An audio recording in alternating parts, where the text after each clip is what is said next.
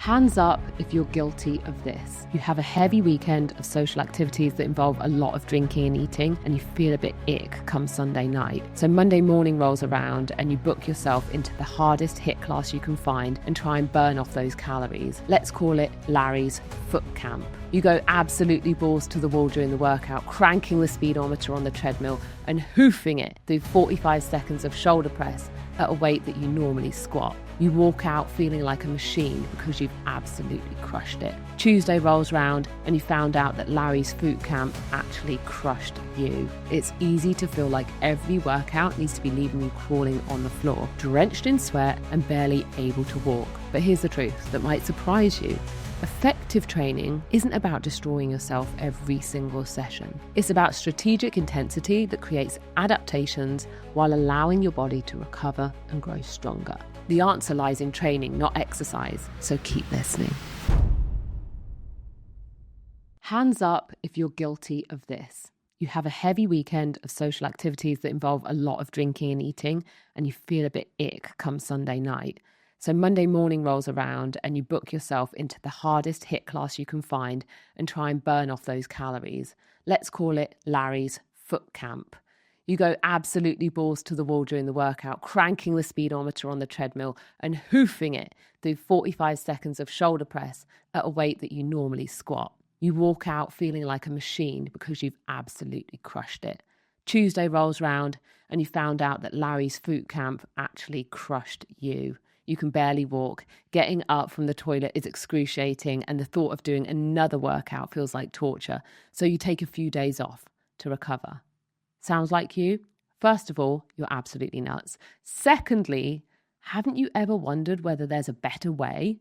You don't have to go eyeballs out to get results. There is a better way. So how do you know if you're working out hard enough? What can you reasonably do to make sure you're not overdoing it? The answer lies in training, not exercise, so keep listening.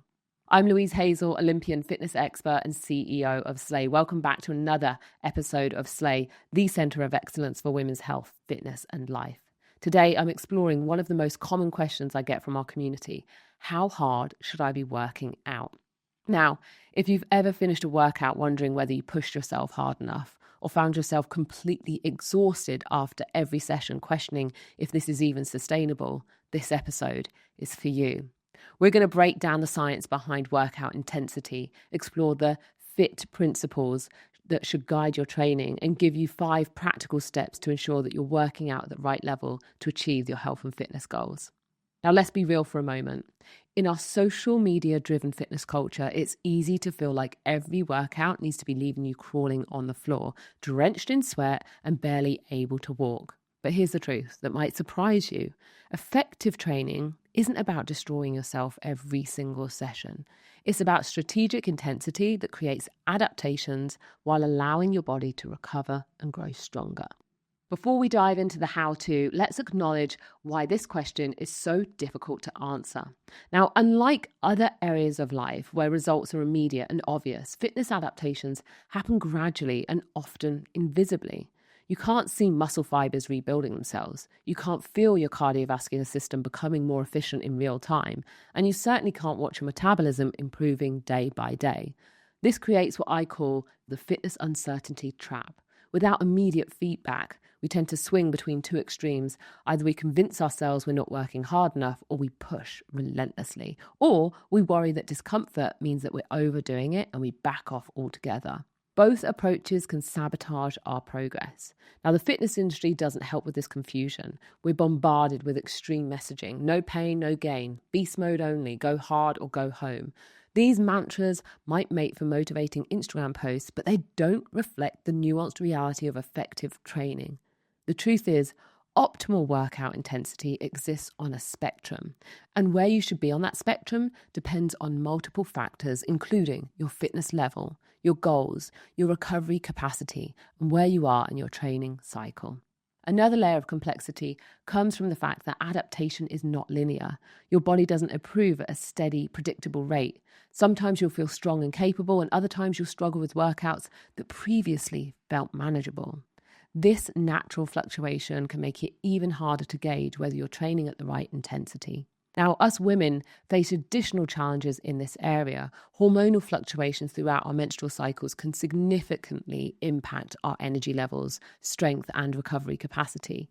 What feels like an appropriate intensity done one day might feel overwhelming or insufficient on another day. This variability is completely normal, but it adds another layer of complexity to determining optimal workout intensity. To navigate this complexity, we need a framework, and that's where the FITT principles come in. FITT stands for frequency, intensity, time, and type, and these 4 variables work together to determine the effectiveness of your training program. Frequency refers to how often you're working out. For general health and fitness, most women should aim for at least 150 minutes of moderate intensity aerobic activity or 75 minutes of vigorous intensity aerobic activity per week, plus muscle strengthening and other activities at least 2 days per week. However, this is just baseline. If you have specific goals like building significant muscle mass, improving athletic performance, or losing substantial amounts of weight, you might need to train a little bit more frequently. The key with frequency is finding that sweet spot between enough stimulus to drive adaptation and adequate recovery to allow those adaptations to occur. Training every day isn't necessarily better than training 4 days a week if those 4 sessions are high quality and allow for proper recovery. Intensity is arguably the most important variable and the focus of today's episode. Intensity refers to how hard you're working during your exercise sessions. It can be measured in various ways: heart rate zones, rate of perceived exertion, percentage of your 1 rep max in strength training, or simply how challenging the workout feels. Here's what many women don't realize. You need to train at different intensities throughout the week to maximize your results. The concept is called periodization, and it's based on a principle that your body adapts differently to different types of stress. Low intensity work, when it comes to cardiovascular training like running, builds your aerobic base and aids recovery. Moderate intensity work improves your body's ability to use oxygen efficiently. High intensity work pushes your limits and creates the most dramatic adaptations. Now, time refers to how long your workouts last. This variable is closely related to intensity because generally the higher the intensity, the shorter the duration would be. You can't maintain maximum effort for hours, just like you can't get maximum benefits from extremely long, low-intensity sessions. So for most women, effective workouts can range from anywhere between 20 to 90 minutes, depending on the type of training and intensity level. The important thing is that duration matches the intended intensity and purpose of the session. The last one, type. Type refers to the exercise that you're doing. This includes the mode of exercise, running versus cycling versus weightlifting, the movement patterns, pushing and pulling versus squatting, and the energy systems being trained, aerobic versus anaerobic. Variety in exercise type is crucial for several reasons. First, it prevents overuse injuries by varying the stress placed on your body. Second, it keeps you mentally engaged and prevents boredom. And third, different types of exercise create different adaptations, so variety ensures well-rounded fitness development. Now, these 4 variables don't work in isolation. They actually interact with one another. If you increase the frequency, you might need to decrease the intensity to allow for recovery. If you're doing high-intensity work, you'll likely need shorter duration sessions. Now, understanding these relationships is key to designing an effective program. Now, let's dive deeper into intensity because this is where most people get confused. Exercise intensity exists on a continuum, and different intensities create different physiological adaptations. At the low end, we have what's called zone 1 or easy intensity. This is a pace where you can easily hold a conversation, especially when we're talking about aerobic exercise. Your breathing is only slightly elevated and you feel like you could continue for hours. Many people dismiss this intensity as too easy, but it's actually crucial for building your aerobic base, improving fat oxidation, and facilitating recovery between harder sessions. Zone 2, or moderate intensity, is where your breathing becomes more noticeable, but you can still speak in short sentences. This is often called the fat-burning zone, though that's somewhat of a misnomer. While you do burn a higher percentage of fat at this intensity, you burn fewer total calories. So for weight loss, total caloric expenditure and being in a calorie deficit matters more than the fuel source that is being used for energy. As we move up the intensity scale, we enter the vigorous zones. Zone 3 and 4 are where talking becomes difficult. Your breathing is heavy and you start to feel that familiar burn in your muscles. This is where significant cardiovascular improvement happens. But it's also where many women spend too much time thinking that if some discomfort is good, more must be better. Now, at the highest end, we have zone 5 or maximum intensity. This is all-out effort that can only be sustained for very short periods. Think sprint intervals or maximum effort lifts. This intensity creates powerful adaptations, but requires significant recovery. Now, here's the crucial point. Effective training incorporates all these intensities in the right proportions. The 80-20 rule, supported by research on elite endurance athletes, suggests that about 80% of your training should be at low to moderate intensities, with only 20% at higher intensities. Now, this might seem counterintuitive, but it allows for the high quality, high intensity work that drives the most significant adaptations while providing enough easy work to support recovery and build aerobic capacity. In strength training, intensity is typically measured as a percentage of your 1 rep max. Training at 60 to 70% of your 1 rep max builds muscular endurance. 70 to 85% builds strength and some muscle size, and 85% or more builds maximum strength. For muscle growth, which is often a primary goal for women, the sweet spot is typically between 65 and 85% of your 1 rep max for 6 to 15 reps. But here's where it gets interesting. Recent research shown that you can build muscle effectively across a wide range of rep ranges as long as you train close to failure. This means whether you're doing 5 reps with heavy weight or 15 reps with moderate weight, if you're pushing to within 2 to 3 reps of failure, you'll likely see some muscle building results. But again, in order to stimulate adaptation, the load must be sufficient, which is why modalities like Pilates aren't as effective as strength training, because the load is often too low to stimulate any adaptation other than resistance to fatigue and increased muscular stability. So here are 5 practical steps to optimize your workout intensity. Now that we understand the theory, let's get practical. These are some concrete steps that you can take to ensure that you're training at the right intensity to achieve your goals. Step 1, master the rate of perceived exertion. The rate of perceived exertion scale is your most valuable tool for gauging workout intensity. This subjective scale, typically ranging from 1 to 10, allows you to assess how hard you're working based on how you feel, rather than relying solely on external metrics like heart rate or weight lifted. Here's how to use it effectively. 1 to 2 feels very easy, like you're barely working. 3 to 4 is easy to moderate, where you're working but could continue for a long time. 5 to 6 is moderate but somewhat hard, where you're definitely working but not struggling. 7 to 8 is hard to very hard, where maintaining the pace or weight becomes challenging. 9 is extremely hard, where you can only continue for a short amount of time. And 10 is maximum effort, unsustainable for more than a few seconds. The beauty of the rate of perceived exertion is that it automatically adjusts for all variables that affect your performance. So sleep quality, stress levels, hormonal fluctuations, and overall fatigue. When your rate of perceived exertion is 7 on a day when you're feeling well rested, this will look different from when it's a 7 on a day when you're tired, and that's exactly how it should be. So start by rating every workout and every set within your workout, and after a few weeks, you'll develop an intuitive sense of different intensity levels. This awareness will help you to push appropriately hard when it comes to high intensity work and pull back when recovery or base building is the priority. For strength training, also learn to use reps in reserve system. This is closely related to the rate of perceived exertion, but reps in reserve asks, how many more reps could I have done with good form? If you could have done 3 more reps, then that means your reps in reserve is 3. So for muscle building, you typically want the reps in reserve to be 1 to 3, meaning that you're stopping 1 to 3 reps short of failure. Now, step number 2, implement proper periodization.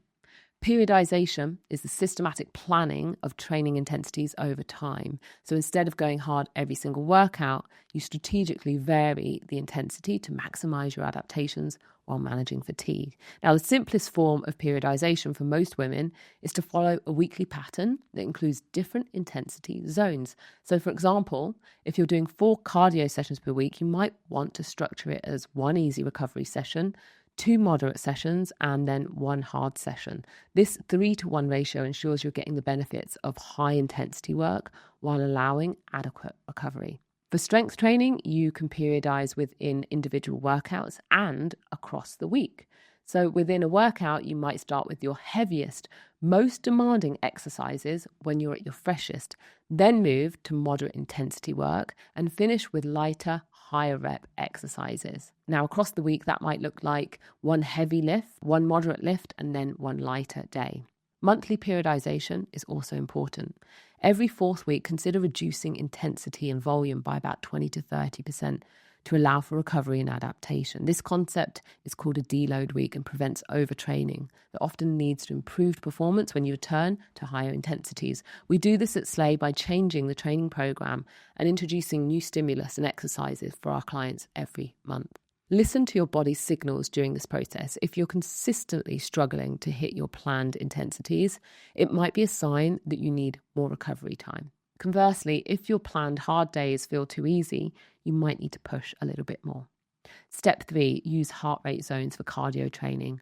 Whilst the rate of perceived exertion is incredibly valuable, heart rate monitoring provides objective data that can complement your subjective assessment, especially for cardio training. So understanding your heart rate zones helps ensure that your training is at the right physiological intensity to meet your goals. First, you need to determine what your maximum heart rate is. Now, the old formula of 220 minus your age is extremely simple, although it's not particularly accurate.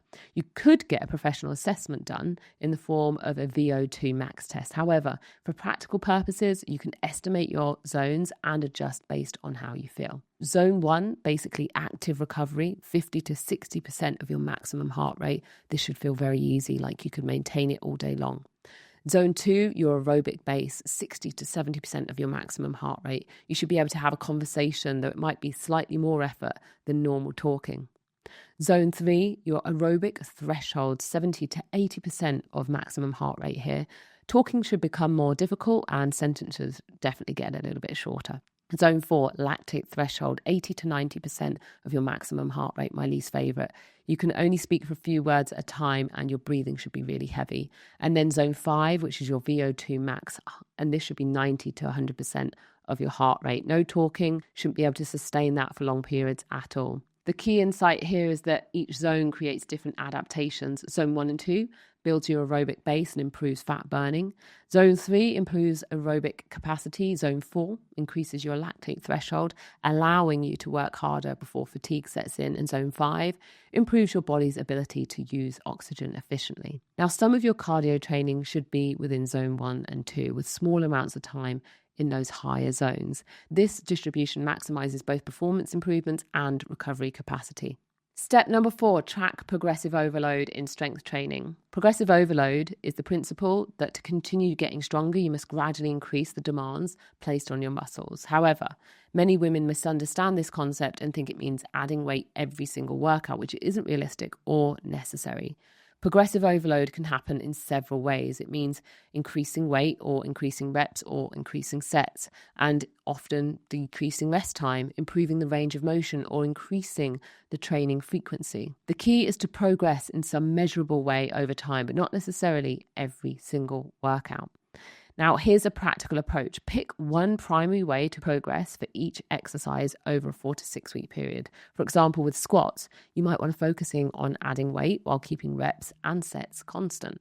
Once you can no longer add weight while maintaining good form, switch your focus to adding reps. When you can perform more reps than your target range with good form, increase the weight and drop back to the lower rep range. Keep detailed records of your workouts because this doesn't have to be complicated. A simple notebook or a phone app works completely fine. You can track your exercises, weight sets and reps and how the workout felt using the rate of perceived exertion. Now, this data is going to help you to make informed decisions about when and how to progress. And pay attention to the quality of your movement as you progress. Adding weight or reps at the expense of good form isn't true progression. It's just increasing your injury risk. So if your form starts to break down, that's a sign that you've reached your current limit and you need to focus on other forms of progression or allow a little bit more recovery time. Step number 5, monitor recovery and adjust accordingly. This final step might be the most important because recovery is where adaptation actually occurs. You can have the perfect workout intensity, but if you're not recovering properly, you won't see the results of what you're working for. Learn to recognize the signs of inadequate recovery. So, for example, persistent fatigue, decreased performance, elevated resting heart rate, mood changes, disrupted sleep, increased susceptibility to illness, and lack of motivation to train. If you notice several of these signs persisting for more than a few days, it's time to reduce training intensity or take additional rest days. You're going to want to implement objective recovery monitoring tools. So resting heart rate is one of the most accessible. If your resting heart rate is elevated by 5 to 10 beats per minute above normal for several consecutive days, it often indicates that your body's under stress and needs a little bit more recovery. Another thing to look out for is your heart rate variability. It's another valuable metric. It measures the variation in time between your heartbeats, and the higher the variability generally indicates better recovery and readiness to train. Many fitness wearables now track your heart rate variability, making this advanced metric accessible to everyone. You can also track your energy levels, your mood, and your muscle soreness on a scale of 1 to 10. Track these over time to identify any patterns and then adjust your training accordingly. And don't forget about lifestyle factors that impact recovery. For example, your sleep, your nutrition, your hydration, and stress management. All of the perfect training in the world won't help if you're only sleeping 4 hours a night and living on processed food. So prioritize 7 to 9 hours of quality sleep. Eat adequate protein and calories to support your training. Stay hydrated and develop strategies to manage life stress. As we wrap up today's episode, remember that finding the right workout intensity is a skill that develops over time. It requires patience, self-awareness, and the willingness to adjust based on how your body responds. The perfect workout intensity for you is the one that challenges your body enough to create adaptations whilst allowing you enough time to recover and come back stronger for your next session. It's the intensity that you can maintain consistently over weeks and months, not just for a single heroic workout. Don't get caught up in what others are doing and what looks impressive on social media. Your training should be designed around your goals, your current fitness level, your recovery capacity, and your life circumstances. The woman next to you might need to train completely different to achieve her goals, and that's perfectly okay. So start implementing these 5 steps gradually. You don't need to overhaul your entire approach overnight. Pick 1 or 2 strategies that resonate with you and begin incorporating them into your training routine. As they become habits, add additional elements. And remember, sustainable fitness isn't about perfection. It's about consistency, progression, and listening to your body. Some days you'll nail your target intensity, and other days you'll miss the mark, and that's part of the process. What matters is the overall pattern over time. That's a wrap on today's episode of the Slay Podcast. Remember, you don't have to choose between working hard and working smart. The most successful women do both. To my regular listeners and my Slay Day ones, if you liked this episode or found it useful, then I'd appreciate it if you hit the subscribe button if you haven't done so already, and send this episode to one of your friends that might find it interesting or useful, so that more people can discover our community and we can continue to build a community with people we actually like. In return, I promise to keep striving to bring you the very best episodes and to get you the information that you need to make a difference to your health, your life, and your fitness, because you deserve to win. If you need home workouts, check out our app. If you need in-person community, come and check us out at Run Club. And if you need personal training, DM me directly. All of the links you'll find below. See you next week, where we'll be talking about how to lose weight fast.